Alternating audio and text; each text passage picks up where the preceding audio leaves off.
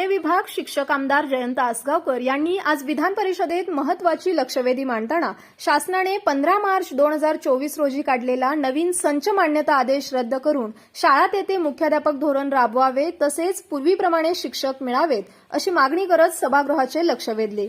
याबाबतीत आपण सकारात्मक निर्णय घेऊ अशी ग्वाही शालेय शिक्षण मंत्री दीपक केसरकर यांनी यावेळी दिली। या ठिकाणी 15 मार्च 2024 रोजी संच मान्यतेचा निकषाबाबत एक आदेश काढण्यात आलेला आहे। या आदेशाप्रमाणे जर पाहिलं तर त्यामध्ये जे संच निकष केलेले आहेत या निकषामध्ये मुख्याध्यापक पदासाठी 150 अट घातलेली आहे। ते पद राहण्यासाठी 135 पर्यंतची किमान विद्यार्थी संख्या केलेली गेलेली आहे। त्याचबरोबर त्या ठिकाणी शिक्षकांची पदं सुद्धा दिली गेलेली आहेत। त्याच्यामध्ये सुद्धा म्हणजे जिथं 61 झाल्यानंतर पद मिळत होतं तिथं 75 झाल्यानंतरच मिळेल अशा प्रकारचे आदेश त्या ठिकाणी निर्गमित केलेले आहेत। आणि हे जर बघितलं तर ह्याच्या अगोदर त्या ठिकाणी 100 पटापर्यंत मुख्याध्यापक पदाला संरक्षण होतं, वेतनाला संरक्षण होतं। ती संख्या 90 पर्यंत जरी असली तरी ते पद टिकत होतं। शिक्षक आरटीई प्रमाणे जर बघितलं तर एक संख्या वाढल्यानंतर त्या ठिकाणी हे पद उपलब्ध होत होतं। आणि या निकषानुसार जर बघितलं तर 20 पटापेक्षा किमान 15,000 शाळामध्ये एक शिक्षक उपलब्ध राहील तर त्या ठिकाणी 21 ते 60 पट संख्या असलेल्या पहिली ते 5वी पर्यंतच्या वर्गामध्ये की ज्या 29,000 शाळांमध्ये 2 शिक्षक उपलब्ध होतील।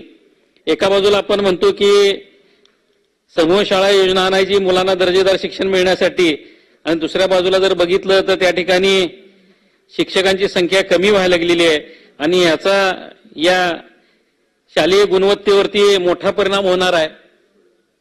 त्याचबरोबर शाळेमध्ये जर मुख्याध्यापक नसेल तर त्या शाळेमधलं प्रशासन व्यवस्थितरित्या काम होऊ शकणार नाही आणि त्या शाळेचं काम चांगल्या पद्धतीने चालण्यासाठी हे मुख्याध्यापक पद आवश्यक आहे। आरटीईची जी तरतूद सांगते राईट टू एज्युकेशन मध्ये सांगितलेल्या तरतुदीप्रमाणे जर बघितलं तर याच्यामध्ये या संच मान्यता निकष आणि आरटीई याच्यामध्ये बराचसा तफावत आढळते आहे। मग एका बाजूला हे आरटीई बंद केलं गेलं काय अशी सुद्धा साशंकता आमच्या शिक्षकांच्या निर्माण झालेली आहे।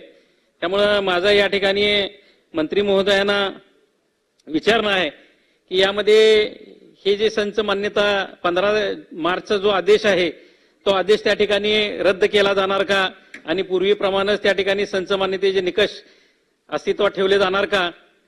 त्याचबरोबर मुख्याध्यापकाचं जे पद आहे त्याच्यामध्ये जिथे शाळा तिथे मुख्याध्यापक पद दिले जाणार का आणि हे निकष बदलले जाणार का?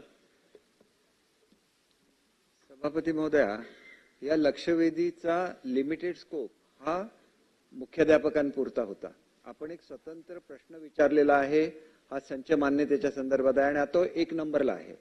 त्याच्यामुळे मी मुख्याध्यापकांपर्यंत उत्तर देतो, कारण संच मान्यतेचे अनेक प्रश्न अनेक सभासदांना विचारायचे असणार आणि त्या स्कोपमध्ये जे सगळे प्रश्न आहेत पहिल्या नंबरचे जे प्रश्नोत्तर आहे त्याच्यामुळे मुख्याध्यापकांच्या संदर्भात असं होतं की प्राथमिक शाळांना 150 आणि माध्यमिक शाळांना 100 असा पूर्वीचा निकष होता। एकसारखा करण्याच्या दृष्टीने ते जरी 150 केलेलं असलं तरी काही ज्या शाळा आहेत त्यांच्यामध्ये 8वी 9वी 10वी 3च वर्ग असतात, त्याच्यामुळे त्यांना अडचणी निर्माण होण्याची शक्यता असते।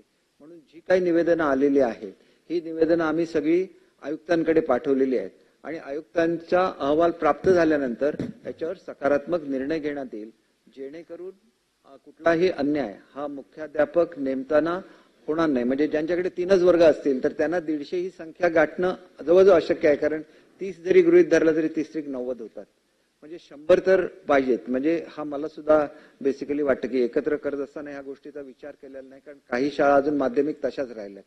माध्यमिकचं कसं असतं की 5वी पासून 10वी पर्यंत असतील तर तेवढे वर्ग असतात, त्याच्यामुळे त्या शाळा ही संख्या गाठू शकतील, परंतु इतरांना कठीण आहे। म्हणून याचा विचार हा सकारात्मक केला जाईल आणि अहवाल प्राप्त झाल्यानंतर योग्य तो निर्णय शासन